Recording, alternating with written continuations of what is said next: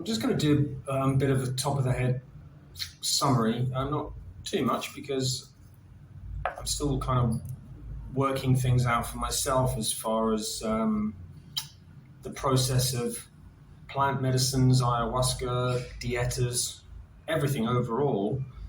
Um, Reflecting on the past 2 years somewhat, as well as new information or new perspectives that have come to me just recently from just starting to read Carl Jung, this is my first book.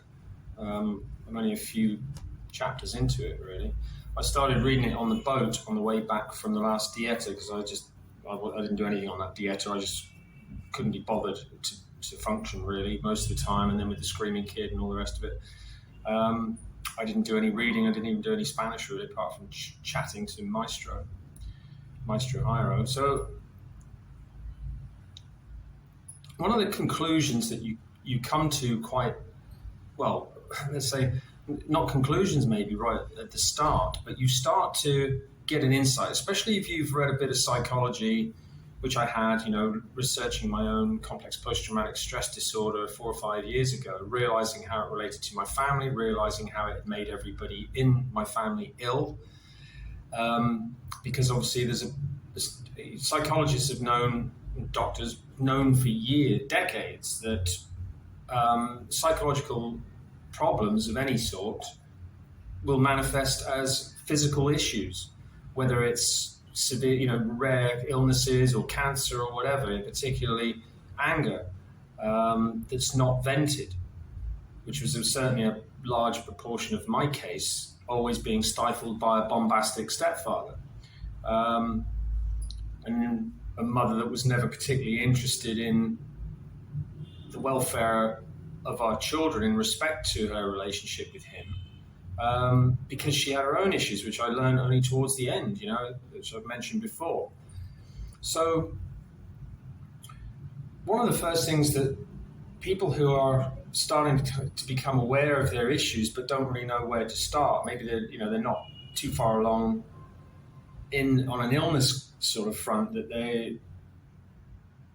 seeking ayahuasca or something as extreme as that just yet, but are aware that there are certain things in their life that are causing the problems that they may not be able to put a finger on, just to get the ball rolling, So it reminded me of a quote that my friend Paul, who's a Tai Chi and other martial arts master who trained in China for years and years.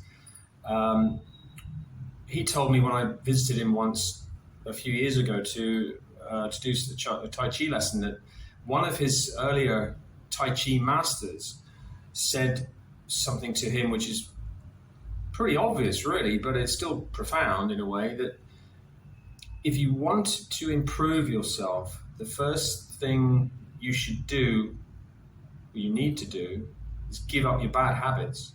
Now that's obvious, isn't it? If you smoke or you drink to excess, you don't do any exercise, that is probably going to be where you need to start looking. And most people are kind of aware of that. If life's not going too well, or they're feeling a lot of stress at work, exercise is the first thing most people turn to, whether they're going to the gym or swimming or whatever it is, to sort of burn off that anxiety and works, family-related stress. So, once you've started on that path, and you keep motivated, or you see the benefits of it, and it's enough of an incentive to keep you going, then maybe you start to go further down other paths and look at meditation or look at plant medicines. So the plant medicines themselves, for me, in retrospect, I always knew that there was a heavy component of dealing with subconscious baggage, because that's where everything resides and kind of festers. And Jung's got, that's what's so insightful. He's an absolute genius to come up with the general model of psychology that he did, from the consciousness, the ego, the subconscious, and the collective conscious, which makes perfect sense in terms of what we know now about epigenetics, because that's transferable across generations too. So everything that's learned by one generation in principle, no reason why that information in some form can't be transferred across to later generations. This is where we're supposed to get the sort of the archetypes from, like the hero's journey, or monsters, myths, gods, various religious beliefs and practices, this sort of thing, that go back thousands and thousands of years.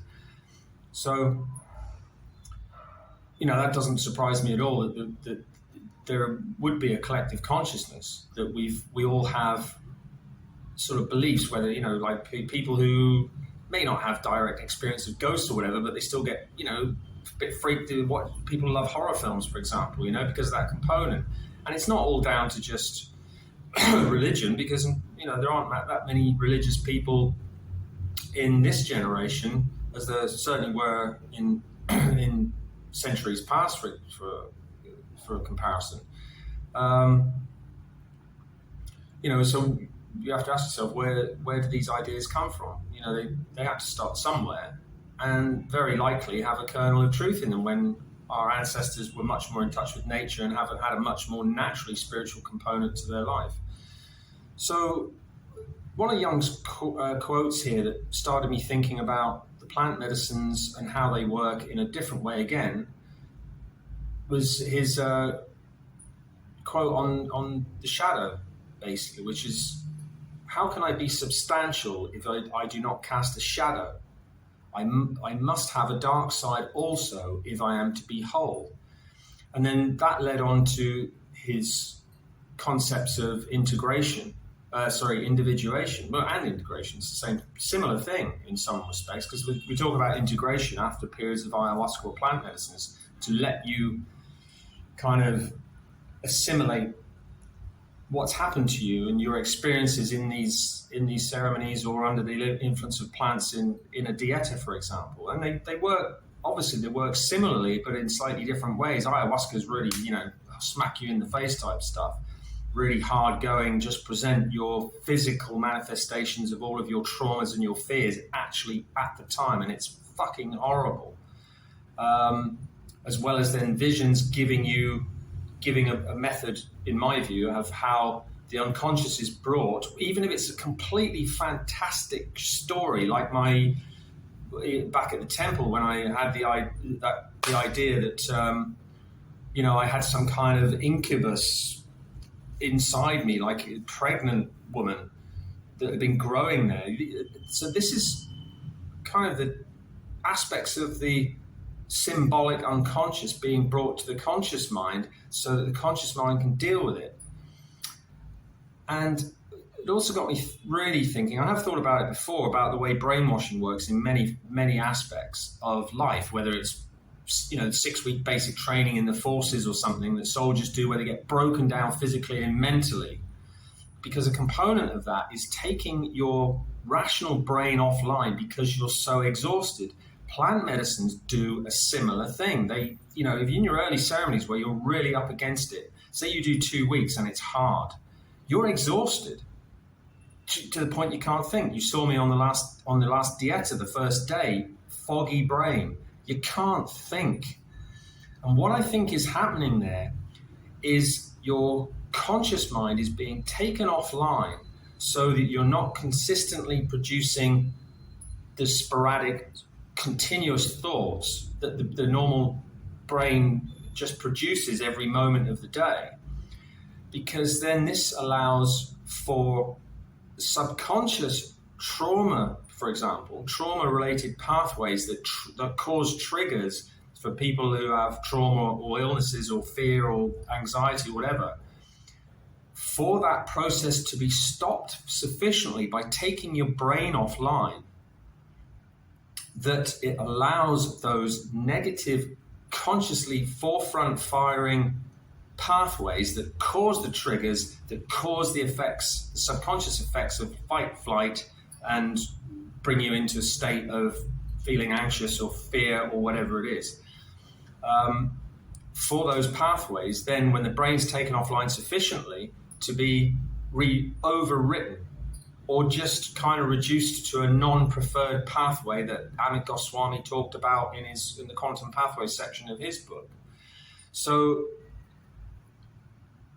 there's similar methods even in Western psychology, whether it's hypnosis or other methods to maybe achieve the same goal.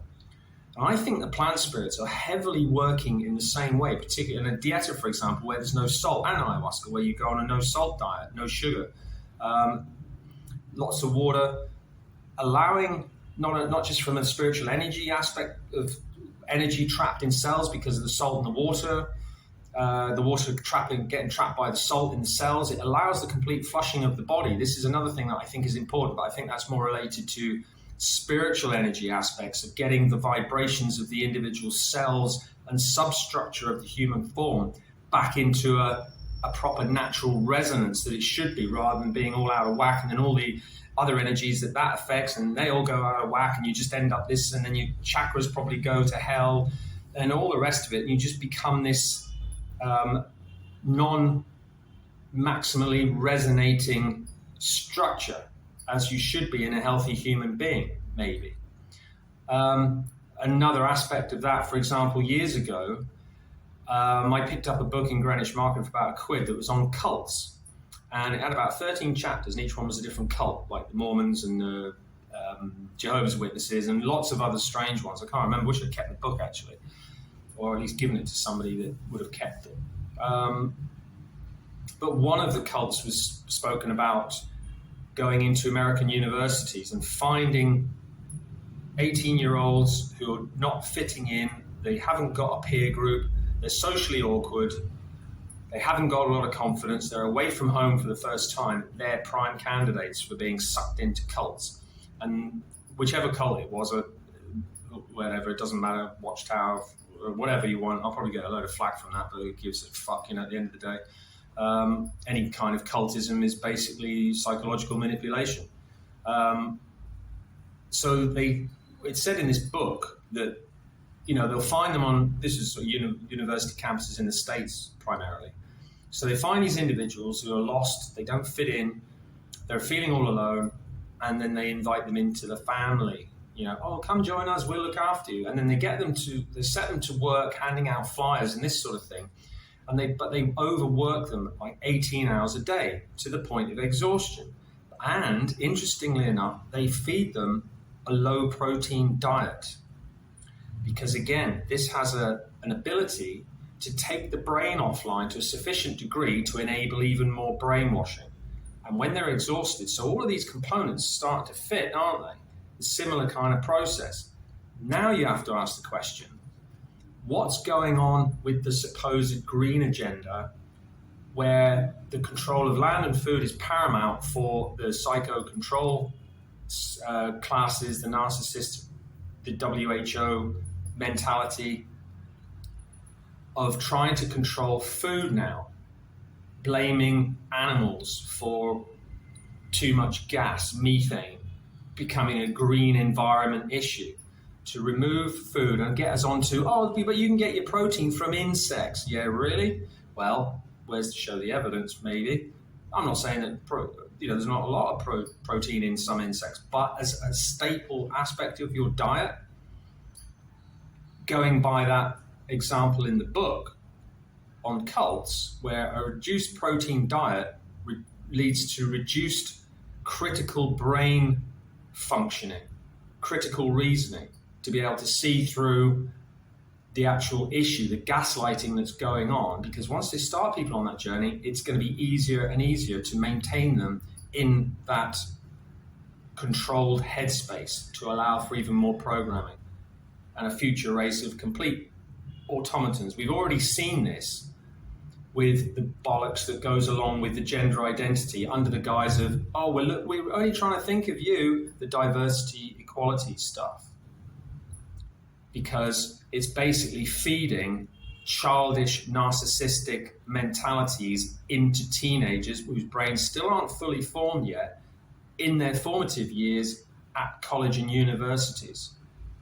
To be sucked into a peer group, as Jordan Peterson has said, this is what all teenagers have to do. They have to find a peer group because they're not sufficiently independent as adults yet. They haven't completed their full process of brain growth, and they don't have the ability to, very few of them, there are always going to get individuals, obviously, who are a bit ahead of the game in every sort of bell curve of distribution. But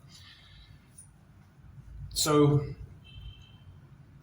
it does make me wonder about the whole aspect of that as well as a form of brainwashing, because one of the main aspects, coming now back to the plant medicines, Jung's idea of individuation, this process of unifying the dark side of the subconscious mind, which traps all of the negative emotions subconsciously, and then tries to give you little hints in dreams, which you'll really experience on dietas. For me, dietas, Hira said you might get visions on. I didn't get any visions, and I just don't think it would work for me in that way. There's no DMT component in dieta. But dreams were very vivid and very key aspects to certain things that must have been bothering me. I mentioned them in the previous videos, things to do with my mother and aspects of her behavior, probably still trapped. And the idea of Jung's individuation is coming to terms with these things, and similar to integration, having your conscious mind integrate them so that you become balanced again and they don't bother you. So he quotes individuation found on the web as only experienced by those who have gone through the wearisome but indispensable business of coming to terms with the unconscious components of the personality. Now, that's certainly what happens on ayahuasca. You get shown your traumas, you relive your traumas brutally, while you're in a state where your brain is in a plastic mode and being controlled by ayahuasca, the medicine, the spiritual energy of the plant spirits that are brought to bear on you under the control of the shaman. So it's fascinating stuff, but for me anyway, I've managed, having that prior knowledge of the cults, I thought of it this morning, that was another area of brainwashing, involving exhaustion that allows you to be rebuilt psychologically so that you don't suffer these traumas anymore. Seems to be a really miraculous fast track to Jung's individuation, the confrontation of the dark side and then its integration into the rest of the human component. So I really do think that there's a lot of different aspects of plant medicines, but of course working in such a phenomenally rapid way, and this is where you get this sort of more superficial quote on the web. People, it's like having a year's therapy in one night. Well, yeah, it's just PR shit, really, or just a nice superficial level quote. It's way beyond that, and it certainly isn't in a night. You might get a lot of insights and learn a lot of stuff, or be shown a lot of things, but while you'll only ever kind of have the next day off, and then you're straight into another ayahuasca ceremony the next day. And if you haven't journaled the previous one, you're going to forget it, because it's only really in that moment. If you ask me now, what are the key moments from 34 previous ceremonies? It'd be like, if I hadn't had a video record and journaled all the ones and then did videos on them from the temple, I wouldn't be able to remember. I can, the one that's really fresh in my mind, only because I watched the video again yesterday, because I sent a link to my niece and just thought, I'll watch it again and see what I said in it. And there was a lot missed out from that as well, because it was just amazing. But it was a really key one, because I hadn't seen Mama Ayahuasca in the visual form since my third one, when I first met her, if you like, at my first introduction, welcomed into that space. And only after that, I only got audio or just thought conversations. There was no visual aspect of Mama in anything after the third one, up until the 34th. So it's a really memorable one anyway. from that perspective. So that's aspects of that are still in my mind. 33, that was just hell, just horrible. So I just don't want to even remember any of that. The physical effects were horrendous. The first one was okay because, again, it was a new experience. That was a really different thing. The first one, there was a lot of cleaning involved, but it was so just visual and colourful with the flappy fractal Dr. Cetos, where I kind of left my body. So again, that was a new experience. So I kind of remember that aspect of that one. But the ones before that, 10 months ago, last one done in Colombia, which weren't really great anyway. I didn't think much of that situation there. I didn't think much of the shaman. It was exactly the same procedure every night, the same Icaros, the same instruments at the same time. It was nothing, they weren't unique, and they didn't really seem to affect me. But then I was also at the end of that specific stage of my journey, and kind of Mama Ayahuasca kind of made that known to me. It's like, we can't do anything more for you now. But unfortunately, you shouldn't say go away and have, nothing's explicit necessarily. It doesn't say, oh, go away, go back to the UK, get your eyes done, which is something I haven't mentioned. I actually had an eye operation, which is why I don't wear glasses anymore. So that was a major benefit of going back. And I think that was the main reason for me to be sent back. But you're not told. If she'd have said to me, and then come back after 10 months when we kind of let you know, then I'd have continued having Spanish lessons or something, or, so I didn't lose it and then be backtracking in here. This is the way it works. It's an aspect of the subconscious. It's symbolic, and it's about intuition, and it's about feeling when the time is right for you. Going back to one of the first quotes that she ever gave, which was, everything will happen as it should when the time is right, and obviously after the 10 months in the UK, the time was right for me to come back, and it has been. Yes, nothing's ever perfect in life, of course, and with ayahuasca, there's another thing. The other classic quote is, Mama gives you what you need, not what you want. So it's all very well to say, oh, I want to go back and do this now and do this dieta or this, and I want it to be like this, this, and this. Well, sometimes she'll just give you the best option that's available, because my intuition tells me, and as she said to me, they can't just fix your future, because there's always human choice, and there's an infinity of other occurrences happening in everyday existence. You cross the street today or not, you get run over by a bus or not. It's how small do you go down on the scale of what represents an action that's going to have an effect in the real world? The butterfly effect from chaos theory, that kind of thing. Well, how small is that? You think about it. What's the most minute change that can happen that still won't have an effect in the future? It's impossible to know. I've always thought of that in terms of boundaries, like the way fractals actually manifest in computer programs, where they're actually drawn by having to have specific boundaries that are colorized. And I think, there's a lot to do with crossing thresholds, like a photon being given off by an atom. There has to be a particular amount of energy before the electrons will change their state and give off a photon.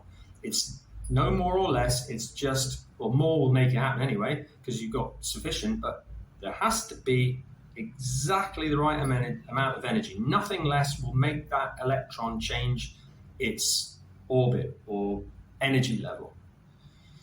So no, you start to look at that in terms of what's Mama capable of, and I think my intuition tells me from my past experience that they try, or they being those that inhabit the spiritual realms within Mama Ayahuasca's realm, and on Mr. Nasty's side, because he's trying to do stuff against you as well, seemingly, that they seem to have an ability. They can't give you a specific future, but they almost like they're aware of multiple different timelines of everyone's life that are like a big entwining rope strands that all running parallel to the future, or stacked together as billions of people's lives. And they seem to have the ability to have a junction, be aware of a junction point in the future where two people's lives, they can nudge things sufficiently that at a particular point in the future, your life will cross a particular node point, let's say, like a terminator, a node junction that Arnie was talking about, you know, the timeline, it is an important point in the nexus of the timeline, or whatever, you know, and something can happen that's of relative importance.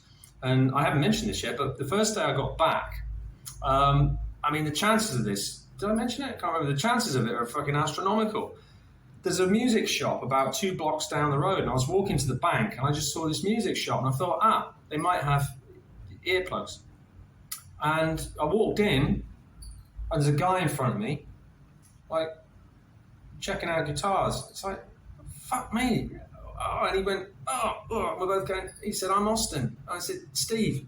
He said, where do I know? I said, we were both at the Temple 2 years ago. I said, what the fuck are you doing here?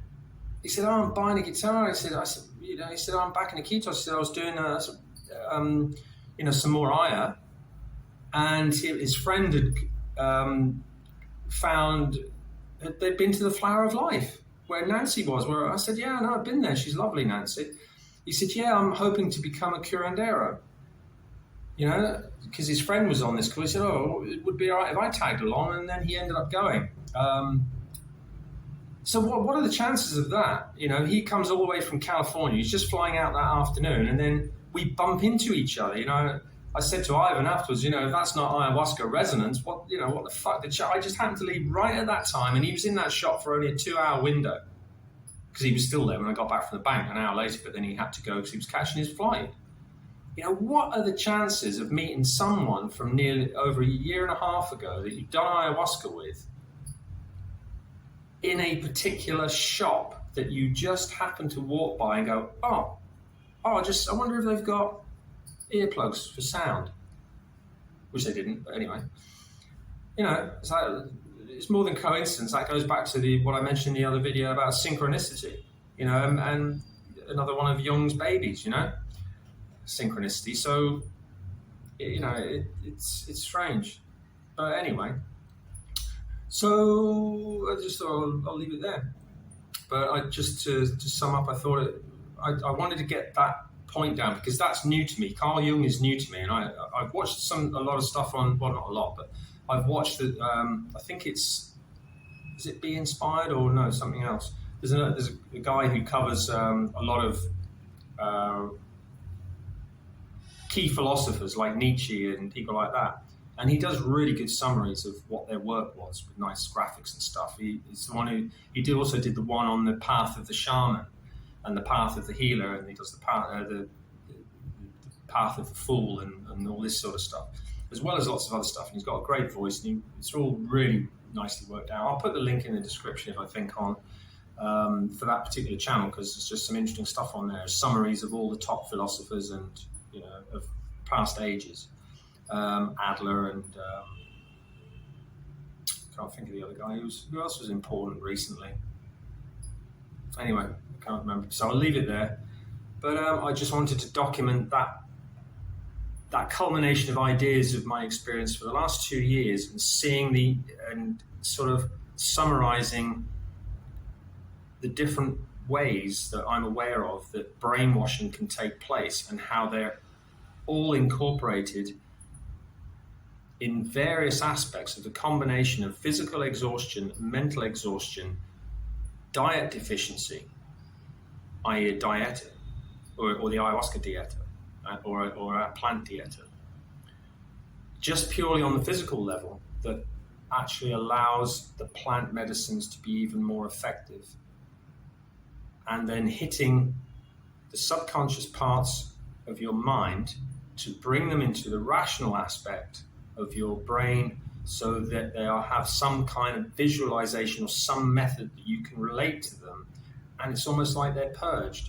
Obviously they're not purged because they're a part of you, but you've essentially rebalanced the negative components that cause problems on the dark side of your subconscious, sheds light on them and enables them to sort of effectively be cancelled out as a problem, hopefully. And certainly, it definitely works, there's no question. So anyway, hope that was of interest.